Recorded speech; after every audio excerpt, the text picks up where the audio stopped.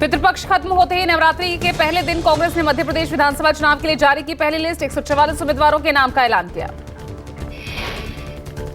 कांग्रेस ने एमपी में दिग्गजों को दिया टिकट। कमलनाथ छिंदवाड़ा से चुनावी ताल ठोकेंगे। छिंदवाड़ा से अभी बीजेपी ने नहीं किया उम्मीदवार का ऐलान।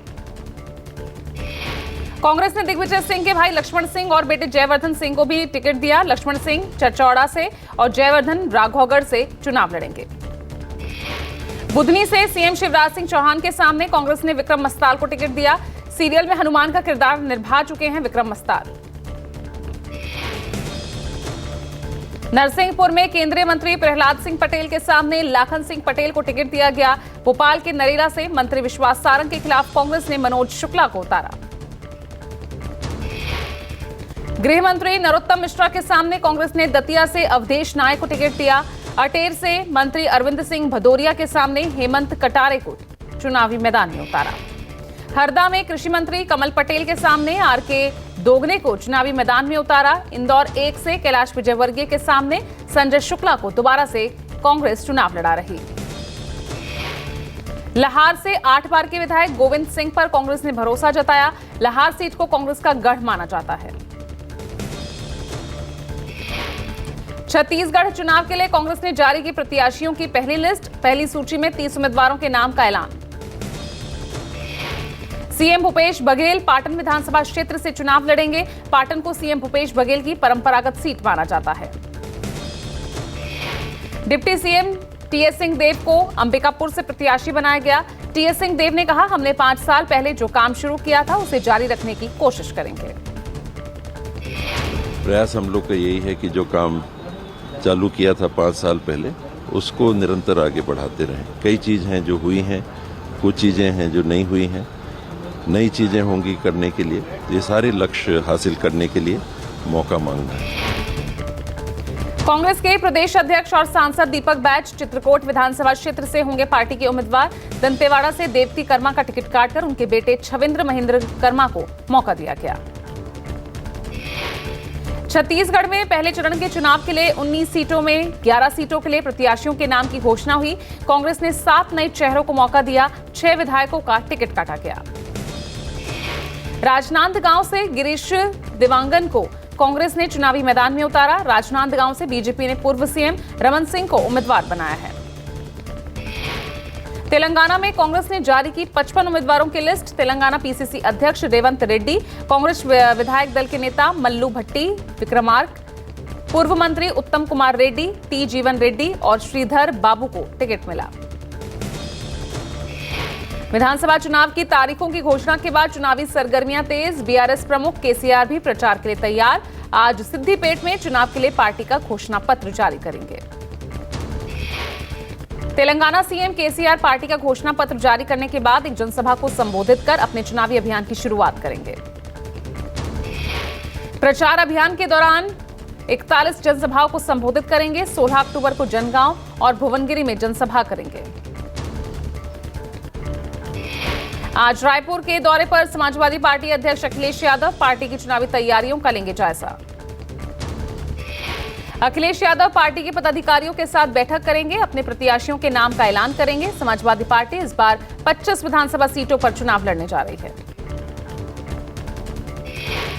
महाराष्ट्र में अपनी खोई हुई सियासी जमीन पाने की जुगत में उद्धव ठाकरे जनता पार्टी परिवार के छोटे छोटे दलों से मिलाएंगे हाथ।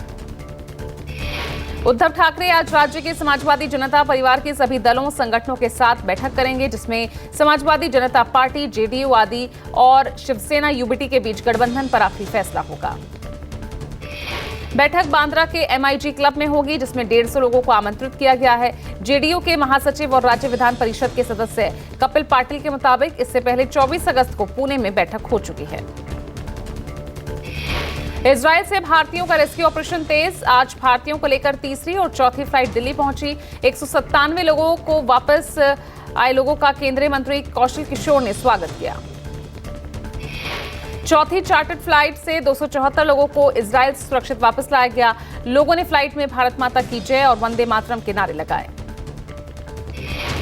केंद्रीय मंत्री वीके सिंह ने सभी भारतीयों का स्वागत किया। सभी लोगों को तिरंगा देकर उनका स्वागत करते नजर आए। इजराइल से वापस लौटे लोगों ने सरकार को थैंक यू कहा। लोगों ने कहा पिछले कुछ दिन बहुत डरावने थे, सायरन की आवाज गूंज रही थी। ऑपरेशन अजय अच्छी पहल है। इजरायली सैनिकों की हौसला अफजाई करने पहुंचे पीएम नेतन्याहू। गाजा बॉर्डर पर नेतन्याहू ने इजरायली सैनिकों से मुलाकात की। गाजा बॉर्डर पर करीब 3 लाख सैनिकों को भेजा गया। इस बीच पीएम नेतन्याहू ने सैनिकों से बातचीत की। इजरायली पीएम नेतन्याहू ने ये वीडियो सोशल साइट एक्स पर शेयर करते हुए लिखा, वी आर ऑल रेडी, यानी हम सभी तैयार हैं। आज से विदेश मंत्री एस जयशंकर वियतनाम सिंगापुर की 6 दिवसीय यात्रा पर। विभिन्न क्षेत्रों में द्विपक्षीय सहयोग को बढ़ावा देने पर जोर होगा।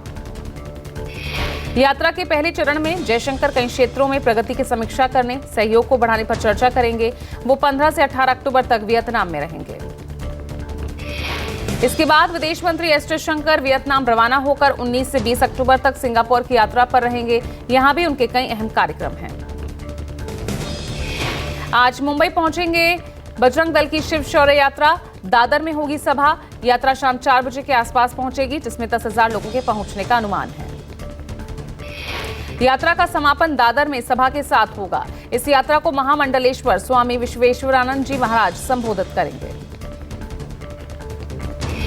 नवरात्रि के पहले दिन जेएलएन स्टेडियम से वेदांता दिल्ली हाफ मैराथन की शुरुआत हुई। दिल्ली के उपराज्यपाल वीके सक्सेना और केंद्रीय खेल मंत्री अनुराग ठाकुर ने मैराथन को हरी झंडी दिखाई। दिल्ली के एलजी विनय कुमार सक्सेना ने कहा, ये मैराथन एक वैश्विक कार्यक्रम बन गया है। दिल्ली को स्पोर्ट्स हब बनाना है, इसके लिए तैयारी की जाएगी।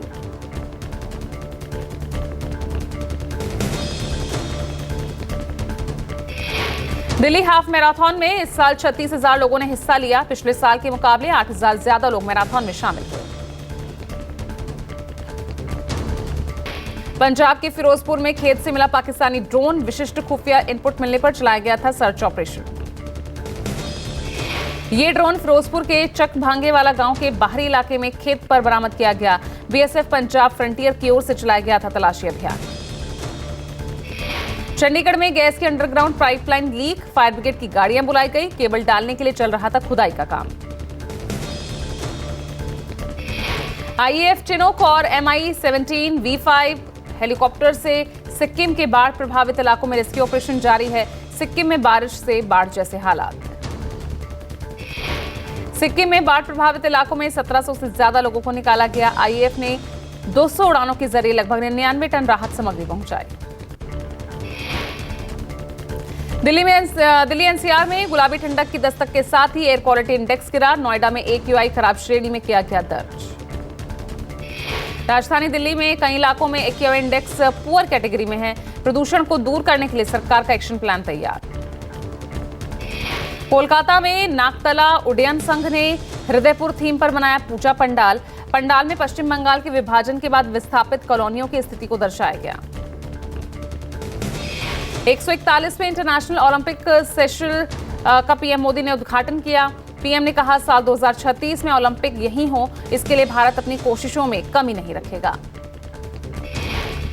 आईओसी प्रेसिडेंट थॉमस ने कहा, वो भारत आकर खुश हैं। भारत एक ऐसा देश है जो ओलंपिक खेलों सहित कई मायनों में आगे बढ़ रहा है। एशियन गेम्स में हिमाचल के मेडल जीतने वाले खिलाड़ियों को 15 लाख रुपए देगी राज्य सरकार। साथ ही जिन्होंने हिस्सा लिया उन्हें भी मिलेंगे 3 लाख रुपए।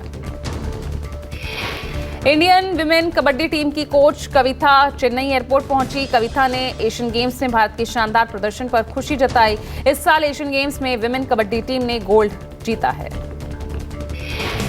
एशियन गेम्स में सेकअप टाकरा खिलाड़ी खुशबू ने एशियन गेम्स में ब्रॉन्ज मेडल जीतने पर खुशी जाहिर की। गोल्ड जीतकर देश का मान बढ़ाना चाहती है खुशबू। पंचकुला के मनसा देवी मंदिर में सीएम खट्टर ने किया हवन। शारदीय नवरात्रि के पहले दिन की पूजा अर्चना। आरएसएस प्रमुख मोहन भागवत जम्मू में प्रसिद्ध माता बाबेवाली मंदिर पहुंचे। नवरात्रि के पहले दिन भागवत ने किया माता का दर्शन पूजन। भागवत का जम्मू कश्मीर का ये 3 दिवसीय दौरा आज आखिरी दिन है। कल हुई बैठक में संघ के 38 संगठनों के 100 से ज्यादा स्वयंसेवकों ने हिस्सा लिया।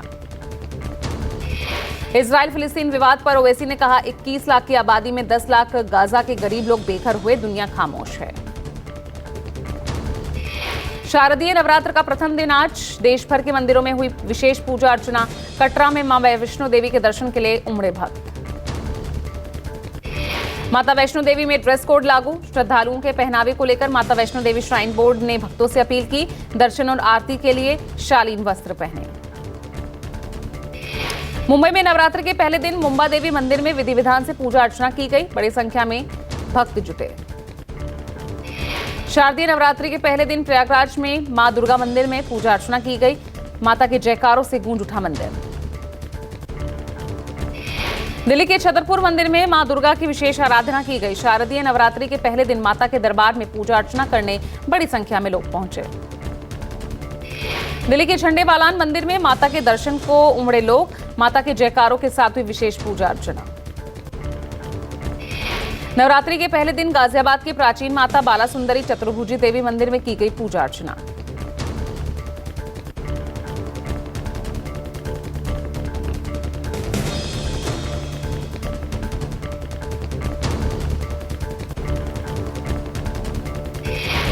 पीएम मोदी ने देशवासियों को नवरात्रि की शुभकामनाएं दी। पीएम मोदी ने एक्स पर लिखा, शक्ति प्रदायनी मां दुर्गा हर किसी के जीवन में सुख, समृद्धि, सौभाग्य और उत्तम स्वास्थ्य लेकर आए। केंद्रीय गृह मंत्री अमित शाह ने अपने लोकसभा क्षेत्र गांधीनगर में आंगनबाड़ी केंद्रों का दौरा किया। इस मौके पर बच्चों से बातचीत भी की। यूपी के सीएम योगी आदित्यनाथ ने नवरात्रि की शुभकामनाएं दी। सीएम योगी ने एक्स पर लिखा, जग जननी की कृपा चराचर जगत पर बनी रहे। दिल्ली में चांदनी चौक में जाम से जल्द मिलेगी निजात। गांधी मैदान का मल्टी लेवल पार्किंग बनकर तैयार। PPP मॉडल के तहत बनाया गया मल्टी लेवल पार्किंग।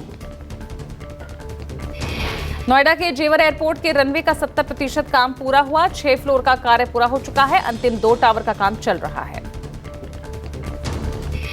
विश्व कप के 13वें मुकाबले में आज इंग्लैंड का सामना अफगानिस्तान से। दिल्ली के अरुण जेटली स्टेडियम में खेला जाएगा मैच। वर्ल्ड कप के 12वें मैच में पाकिस्तान पर भारत की शानदार जीत। टीम इंडिया ने पाकिस्तान को 7 विकेट से हराया। भारत ने पहले टॉस जीतकर पहले गेंदबाजी। पाकिस्तान महज 191 रन ही बना पाई। इस लक्ष्य को भारत ने 3 विकेट खोकर हासिल कर लिया। भारत की ओर से सबसे ज्यादा रन कप्तान रोहित शर्मा ने बनाए। रोहित शर्मा ने 86 रनों की पारी खेली है, तो श्रेयस अय्यर ने भी नाबाद अर्धशतक लगाया। वहीं पाकिस्तान पर भारत की जीत के बाद देश भर में खुशी का माहौल। अहमदाबाद में मैच के बाद उत्साहित दिखाई दिए दर्शक। लखनऊ में भी दिखा पाकिस्तान पर जीत का जश्न। लोगों ने आतिशबाजी कर खुशी जाहिर की। फिल्मी गानों पर नाचते दिखे लोग।